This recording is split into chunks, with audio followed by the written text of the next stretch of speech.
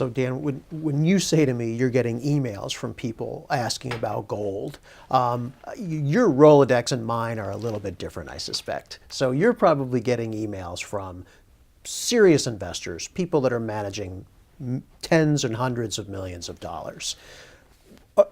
Are they moving into gold? What does the institutional investment landscape look like relative to gold? Is there an allocation? Or, we hear about guys like Mohamed El-Erian recommending you own gold. Ray Dalio, Druckenmiller, heck, even Mark Cuban is going into gold these days. Is that a trend you're seeing? And how does that play out? That's a very good question. I think the move was so quick that many institutional players, hedge fund investors, longer-term investors, they just don't move that quickly.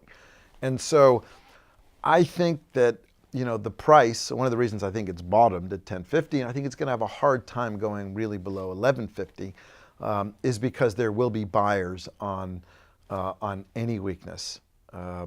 Because there has been that slight mentality shift. So there's money on the sidelines that's watching and waiting. There is, and I think if you look at a few different scenarios, you could see that the potential flow into gold could be so enormous that it would overwhelm basically all the gold that exists, at least investment gold.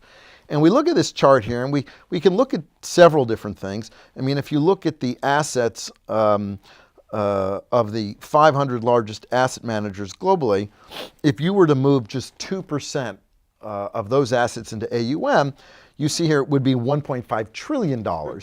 It would be impossible to buy that much gold. I think all the gold that's ever been mined since the beginning of history is 8 trillion. So, 1% is half that. That would also be very difficult. And, some people say, well then, why, I couldn't do much. Why is it worthwhile? You don't need to have, institutions aren't collectively all going to buy.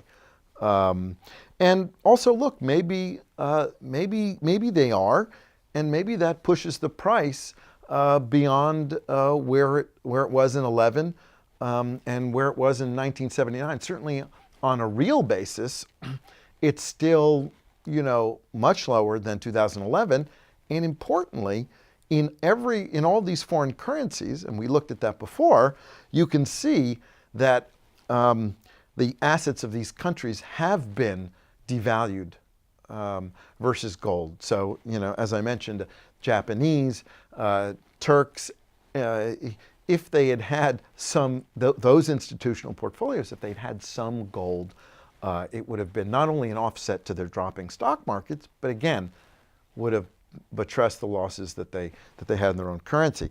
So, and then if we look at global high net worth assets around the world, they're enormous. It's 32 trillion, so you can do the math there, a very small percentage of allocation. Some of the biggest buyers now have also been central banks. We've seen China adding in the market, every month consistently, because their allocation to gold has been very small, especially versus the U.S. And European countries. And you see here, even a very small increase, let's say they were going to increase the reserves to 10%, that would be $104 billion. That's China. Yeah. In Switzerland, here gold is 8% of total GDP. If Chinese increased to only 1% of GDP, that would be $108 billion. They're not going to do this in one go overnight, but over time they do it, and they will do it. And I think and they've said they would do it. And it's not just China, it's many of the emerging central banks as well, who are more comfortable with gold, where gold was not banned for 40 years. Right. And so I think you have that supporting underneath the market. And I think these institutional investors here, they realize that. Also for many miners, cost of production is around 1,000. It's very hard for the price to stay below cost of production for a long period of time.